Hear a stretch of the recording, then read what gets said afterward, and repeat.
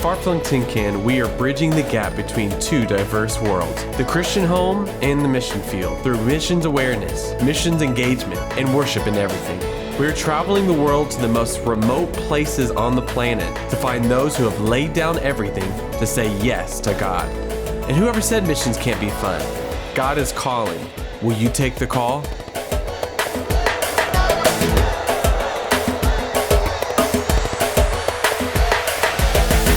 Six weeks ago, a Far-Flung team headed up to Barrow, Alaska, which is 300 miles north of the Arctic Circle in the frozen tundra. It is so cold that the ocean is frozen. And we had an amazing trip ministering to the youth of Barrow. And it went so well that the local government said, we want you to minister to the local villages, which was in our heart as well. And so the local government is flying in villagers all over the northern slope to come to Barrow and be ministered to all week.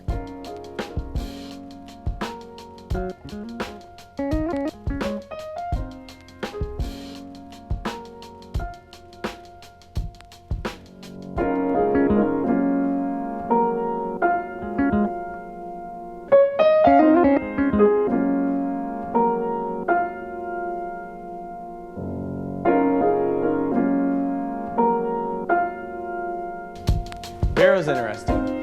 It's located so far north that there's 2 months out of the year where the sun goes down and doesn't come back up, and it's complete darkness for 2 months.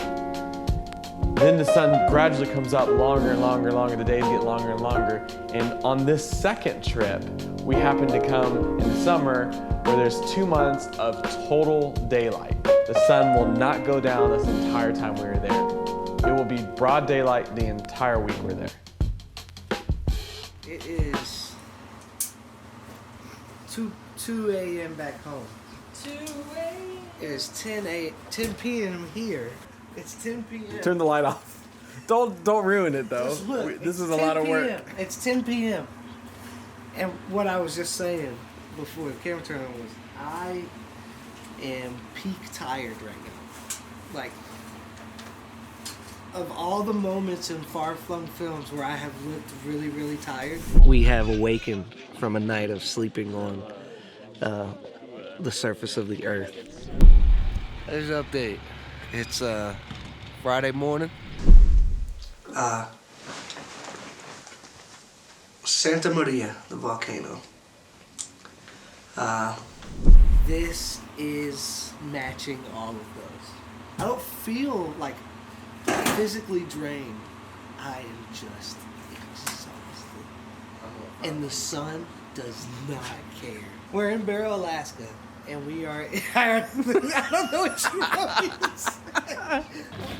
So where are we at? Dieter, where are we at? Top of the world? Yeah, but you were a little nervous to get out of the car? I am a little nervous. We're Why? about to go walk out on the ocean, which I just don't trust to hold up my weight.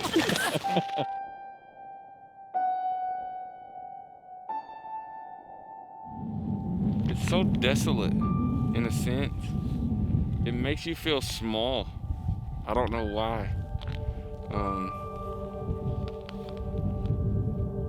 You know, it's just so consistently, everything's cold and it's frozen over. And it's like there's no concern for it. It's just frozen. And every time I've been to the ocean, it's just crash and wave and tides and all this stuff. And I just feel like he's with me. You know, being a part of Far-Flung, you go to Africa, you go to Thailand, then you go home.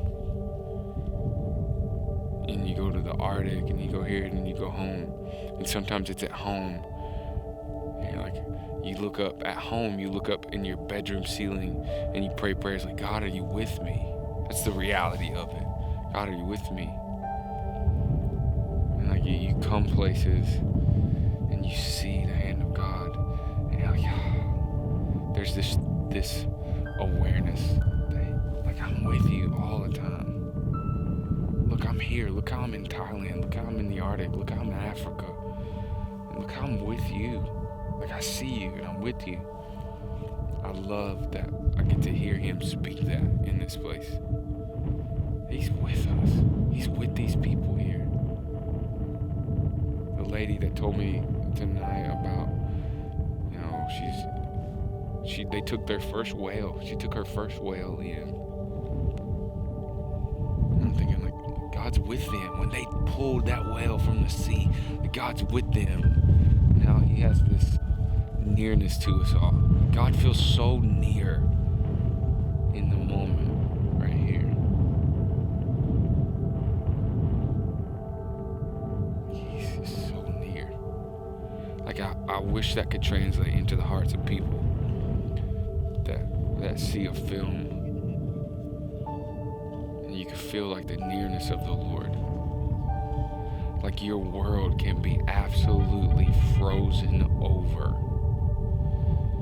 completely covered in this cold shell. And the Lord is with us. You can just hear like this whisper. The wind right now is so cold. You can like just hear this whisper of, like, I'm with you. Conditions won't affect that. It's crazy that in that place that's so cold and desolate and frozen and dangerous and near death, it's in that place that you're just with him. Maybe it's in that, like, maybe we need to get away from everything and let something freeze over and let things get covered so we can find that he's with us.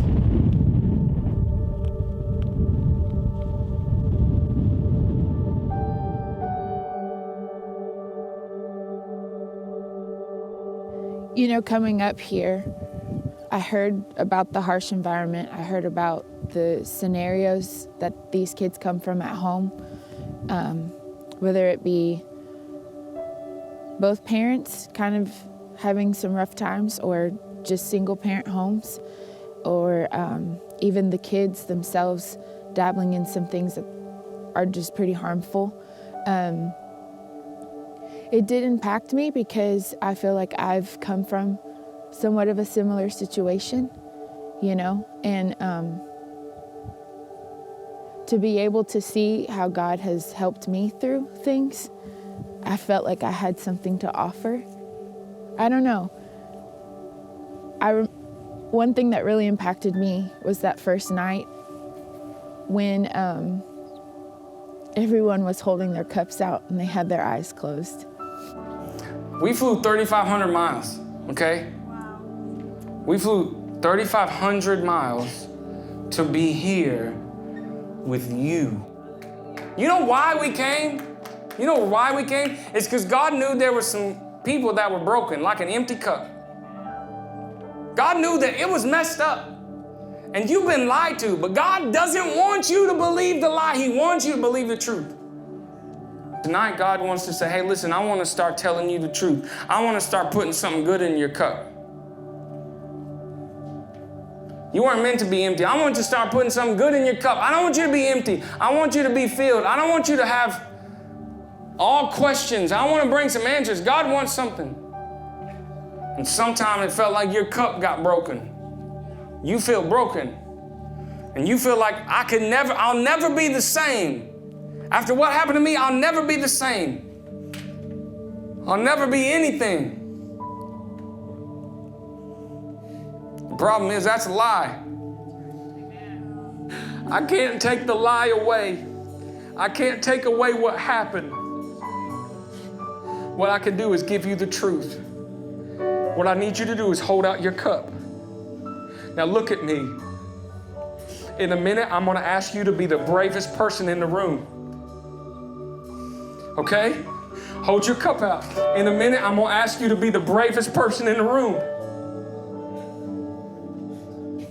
All of them, just tears streaming down their faces. And like, they knew, you know, they needed something more than what they had. And I don't know, I just felt the love of God so strong in the room. The love of God was so present. And you know, like, we're all the way up here, you know, And God to me down there, God to you, God to all of us, like he was so present and ready to help these kids not be broken anymore.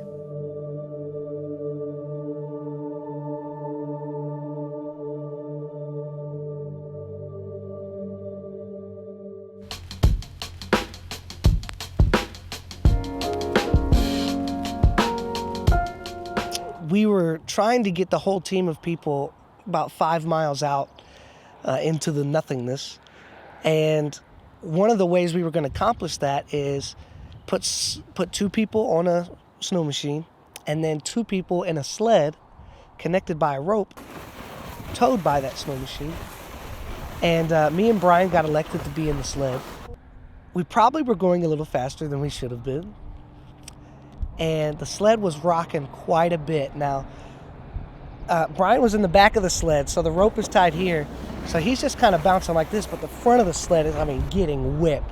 So I got all of this stuff on me, and my head is just like banging. Now we're cracking up laughing. I'm in pain. I'm getting whipped all over the place. We're just laughing. Right up until the point that we hit one nice bump.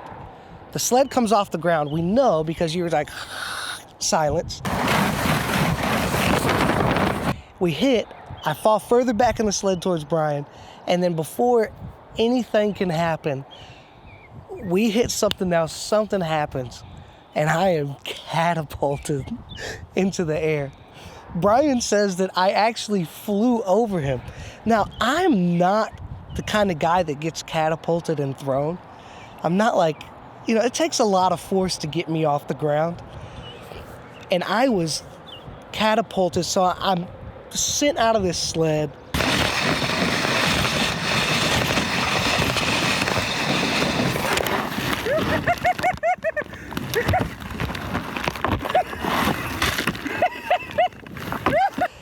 And I just land completely flat, like rib cage, my arms underneath me, and I hit the ground.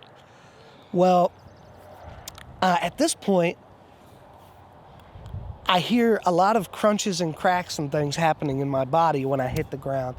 And you're thinking, well, they're on a snow machine, they're on snow. No, folks. This is the ice road. This is like solid ice, so much so that I flew up in the air and hit the ground, didn't make a dent. It might as well have been pavement. What happened? What happened?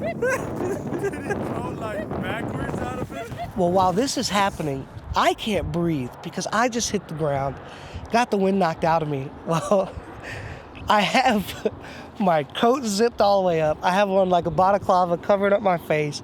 I got a hat on, 2 hoods, everything. I got on layers, so you already feel like you can't breathe. Well, then I get the wind knocked out of me, and I'm standing up and I'm like, doing that. And I'm just trying to get all of this stuff off of my face. I can't breathe. So I'm like unzipping my coat, taking everything off. Meanwhile, they're cracking up laughing. But at some point, I think they thought he may actually be hurt. That was Saturday. It is Tuesday morning, and I am in a lot of pain. I'm in a lot, ouch. Every time I laugh, it hurts. Ouch, please stop. Oh man, here we go. Everything hurts. Everything hurts. You look the part. You look like you've traveled these snowy deserts for years. This is for sure the most remote I've ever been because we're just on the top of the world.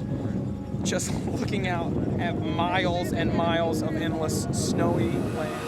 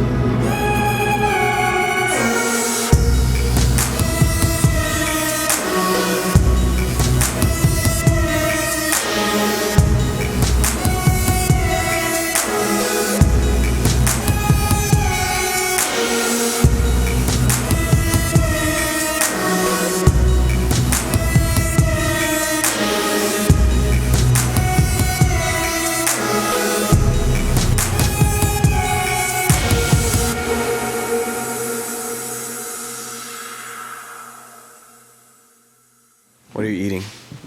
I'm eating caribou. What caribou? You only needed 2 more bowls? The little caribou that we I think.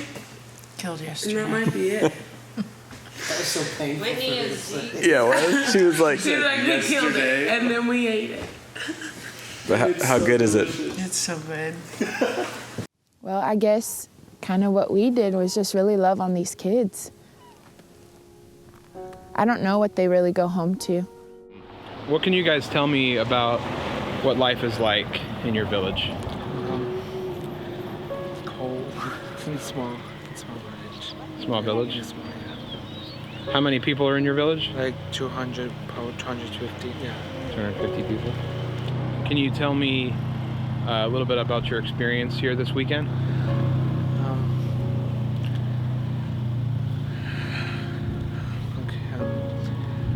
I feel like I touched God. I want to learn about Him more, read more about Bible and the songs. You like the songs? Yes. I feel like the kids that I've been able to talk to are just so sweet. They're so kind. Sometimes a little soft-spoken at first, but you know, I can just sense that they're just such sweet people. Even the staff that we've been able to interact with, they've been awesome. Our grandparents and great-grandparents lived a completely different lifestyle than the way we do. And I don't think a lot of times our youth are cognizant of that. So being able to give them that strong identity in Christ, and Christ can be your strength and your confidence in anything that you face. As a youth leader in Chattanooga, working with youth with Whitney, I get to see how hard it is for students, even in the lower 48, when you have all the time in the world and all the resources in the world to go see other people, and how students still feel alone. It's a different atmosphere up here. Even though there is a ton of community and a ton of traditions and family, it is separated from everyone. There's no way to get here but, you know, boat 2 times a year, 4 times a year, or plane. They are separate from everyone. So think about how a normal kid, a normal teenager feels separated from other people, feels alone, and they, you know, they have 1,700 students in their school. You know, there are 4,500 people here in Barrow, and the youth leaders here, especially at New Beginnings, because we've seen them firsthand, have to face things that we as youth leaders in the lower 48 can't even imagine. I think one thing that kind of surprises me being a person who has left home, you know, these people are here. We're born and raised here, and see, I guess, the beauty of investing in the youth here. So that's been so awesome and inspirational to see. Of all the places I've been, with Far-Flung or otherwise, yeah, I've been blessed to go a lot of places. There's something about Barrow that just like kind of draws you in. It's the extreme conditions, the isolation, and the fact that the people take so much pride in where they are, and they're so happy, and they move there and they love it, which was something before you go, you're like, how could anybody, why would you ever want to live there? And then you get there and it's like, I get it.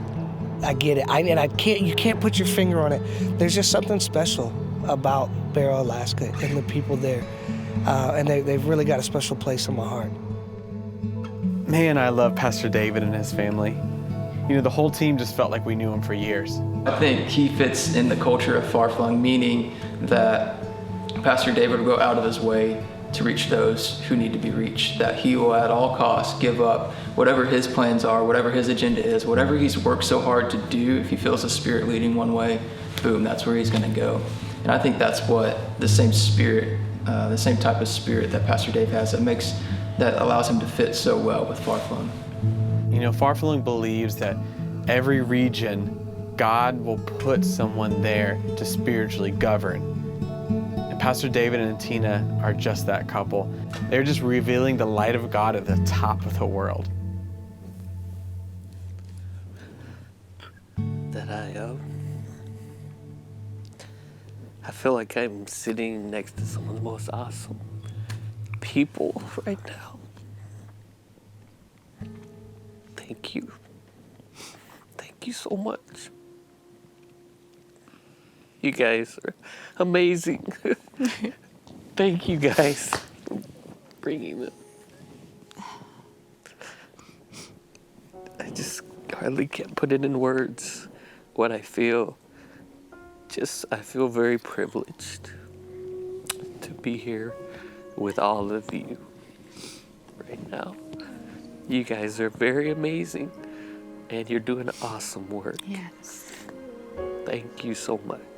Thank you for We love you guys. coming to Barrow and, just to ignite the youth's faith, because it was such a hard season that we went through. And so it was so good to see, even my son's faith. So that was very encouraging just to, look back and watch them. So that really blessed me. Thank you so much. I think one of the best things you guys bring is just joy. Yeah. Yeah. The joy of the Lord is our strength. So thank you for just bringing joy.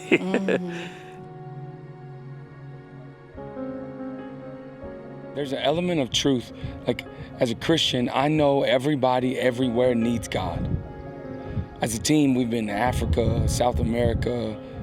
We've been to now the Arctic twice in like just a period of a couple months. You know everybody everywhere needs God. In every state and every nation. But there's an awareness here, like these people know they need God. Like, and having never been here before, with people that are so resilient, that can exist in a place where none of us could survive.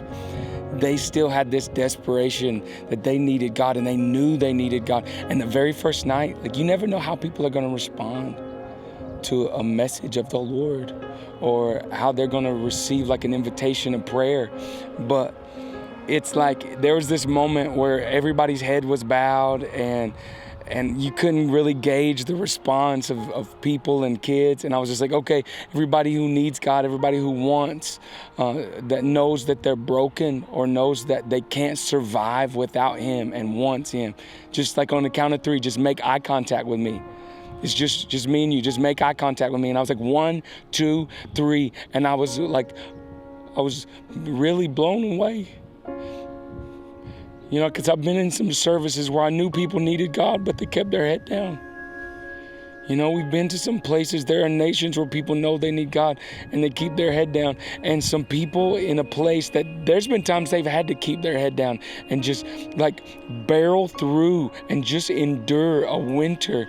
But there's the people that they knew, I can't put my head down, and like strength won't get me through this. And all of these kids just lift their eyes. There's this one kid, he's from a place called Point Hope.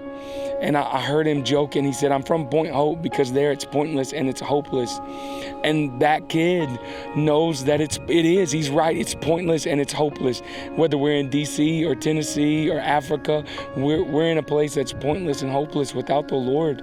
And they're looking to the Lord. Miriam, this lady, I asked her, what would you tell the youth here? What would you tell them? She said, I would tell them 2 things. That one, we're listening.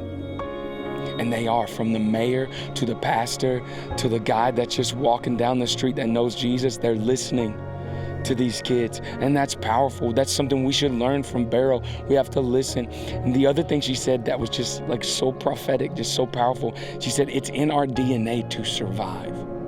And if they could realize and tap into that in our DNA, she said there's nothing these kids can't do. And I thought, she's so right. It's in our DNA to survive. And we have to tap into that. And I think these people are on the cusp of something unbelievable. They started, I love that we got to be here at the beginning of a thing. A decade from now, I can't even fathom what 10 or 15 kids are gonna do in this entire region. Far-Flung Tin Can is spreading the gospel and helping others in the most remote places on Earth. Our work in the Arctic is ongoing, and you can be a part. You can apply to join us on our monthly Far-Flung trips, or you can help send us to far-flung places by giving. We believe our children should be thinking about the Great Commission. Be sure to purchase Adventures with Far-Flung, the mysterious Arctic fog, based around the real-life ministry in this episode.